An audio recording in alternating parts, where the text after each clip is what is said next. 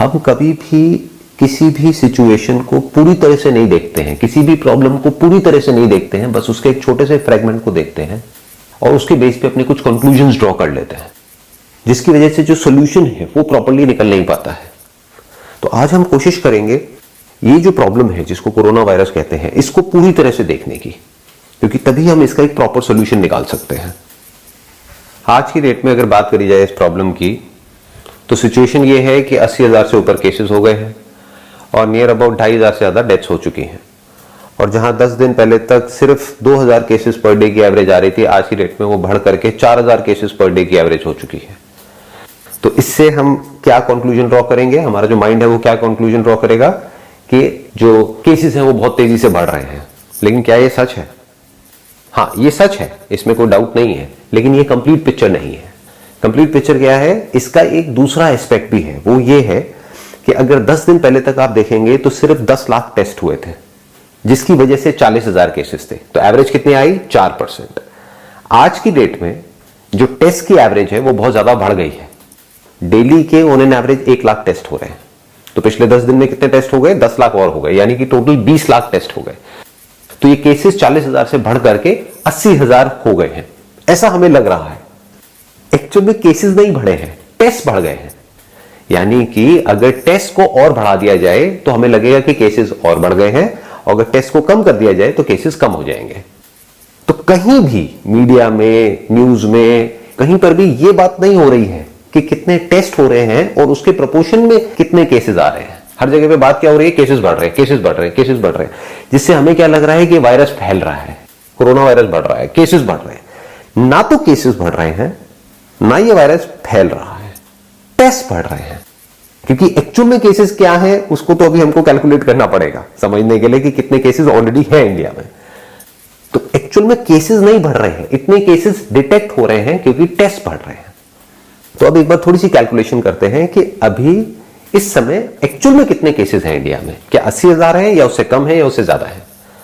बड़ा सिंपल है, ये परसेंटेज हमारे पास में निकल करके आ रही है, जिसमें कि बिल्कुल क्लियर है कि पहले जब 10 लाख टेस्ट हुए थे तो केसेस थे 40,000, आज 20 लाख टेस्ट हो गए हैं तो केसेस हैं 80,000, यानी कि परसेंटेज कितनी हो गई? 4%। तो बड़ा सिंपल है, जो हमारी कंट्री की पॉपुलेशन है उसको 4% से हम मल्टीप्लाई कर देते हैं, यानी 130 करोड़ इंटू 4%, ये होता है 5 करोड़ 20 लाख, नियर अबाउट समझ लेते हैं 5 crore.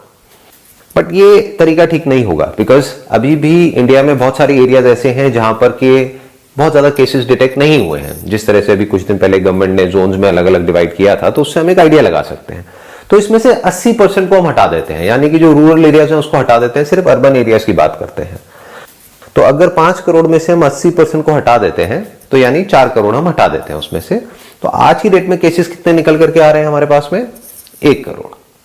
1 crore cases on the most conservative side आज की डेट में इंडिया के अंदर है। और अब अगर हमने यहां तक कैलकुलेशन कर ली है तो ये बात भी समझने में हमको देर नहीं लगनी चाहिए कि अब इसको रोकने का कोई तरीका नहीं है। यानी कि अगर 1 करोड़ लोग जिनको या तो हो चुका है पास्ट में या अभी है, तो उसको आगे मल्टीप्लाई होने से हम नहीं रोक सकते हैं। यानी 1 करोड़ का 2 करोड़ भी होगा, 5 करोड़ भी होगा, 10 करोड़ भी होगा। एक एंगल से आप देखोगे, अगर बिना सिचुएशन को समझे तो आप क्या कहोगे? अरे ये तो बहुत बुरा है कि अब आने वाले टाइम में 10 करोड़ केसेस हो जाएंगे, 20 करोड़ हो जाएंगे। दूसरे एंगल से अगर आप समझने की कोशिश करोगे तो ये बहुत ही अच्छा है हमारी कंट्री के लिए, क्योंकि इससे हमको क्या समझ आ रहा है कि हम लोगों ने हर्ड इम्यूनिटी अचीव कर ली है। क्यों?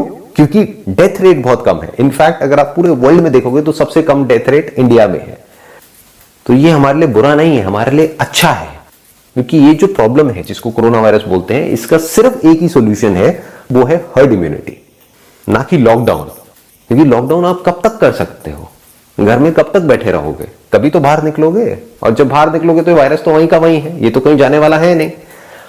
हर्ड इम्यूनिटी का मतलब ये होता है, अगर ज्यादा से ज्यादा लोगों को ये वायरस हो जाता है और उनके अंदर एंटीबॉडीज डेवलप हो जाती हैं इस वायरस से लड़ने के लिए, तो इसका जो स्प्रेड है वो बहुत ही स्लो डाउन हो जाता है।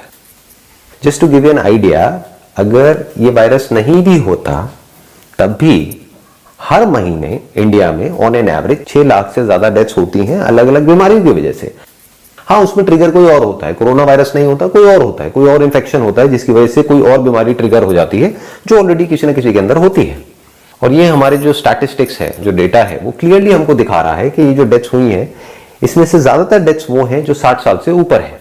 और सिर्फ इतना ही नहीं, वो भी लोग वो हैं जिनके अंदर ऑलरेडी कोई ना कोई बीमारियां पहले से थी। तो इसने सिर्फ ट्रिगर करने का काम किया है, इसकी वजह से डेथ नहीं हुई है। और वो ट्रिगर जरूरी नहीं कोरोना वायरस की वजह से हो, वो नॉर्मल वायरल इंफेक्शन की वजह से भी ट्रिगर हो सकता है। तो अब सवाल ये उठता है यहां पर कि इंडिया में इतना कम डेथ रेट क्यों है, उसके पीछे क्या रीजन है? उसके पीछे कई रीजन हैं, लेकिन उसमें सबसे बड़ा रीजन ये है कि हमारे यहाँ की जो पॉपुलेशन है वो यंग है, यानी कि 90% से ज्यादा जो पॉपुलेशन है उनकी एज 60 साल से कम है। दूसरा रीजन क्या है कि हमारी इंडियंस की इम्यूनिटी वैसे ही कंपैरेटिवली स्ट्रांग है वेस्टर्न वर्ल्ड से। जैसे फॉर एग्जांपल बाहर से कोई इंडिया में आता है तो उसको थोड़ा सा भी कुछ खा पी ले तो वो बीमार पड़ जाता है। हम लोग अपना चलते रहते हैं, यहाँ पे हमको कोई दिक्कत नहीं है, क्योंकि यहाँ पे ऑलरेडी जो इन्फेक्शंस हैं और अलग अलग तरह के वायरसेस हैं वो बहुत ज्यादा हैं। तो हमारी बॉडी ऑलरेडी इम्यून है बहुत तरह के वायरसेस के लिए, बहुत तरह के बैक्टीरिया के लिए। तो this could be another reason. लेकिन रीजन चाहे कोई भी हो, चाहे वो साइंटिफिकली प्रूवन है या नहीं है, जो हमारे नंबर्स हैं वो हमको क्लियरली ये बता रहे हैं कि इंडिया में डेथ रेट सबसे कम है पूरे वर्ल्ड में। इसका मतलब क्या है कि हम हर्ड इम्यूनिटी को बड़े आराम से अचीव कर सकते हैं, प्रैक्टिकली अचीव कर सकते हैं, बिना हमारा जो पूरा का पूरा जो मेडिकल सिस्टम है उसके ऊपर प्रेशर डालें। तो मेरा हम्बल सजेशन ये है गवर्नमेंट ऑफ इंडिया को कि अब आप इस लॉकडाउन वाले माइंडसेट से बाहर निकल करके हर्ड इम्यूनिटी के बारे में सोचिए, क्योंकि वो ही परमानेंट सॉल्यूशन है इस प्रॉब्लम का। Thank you so much for your time.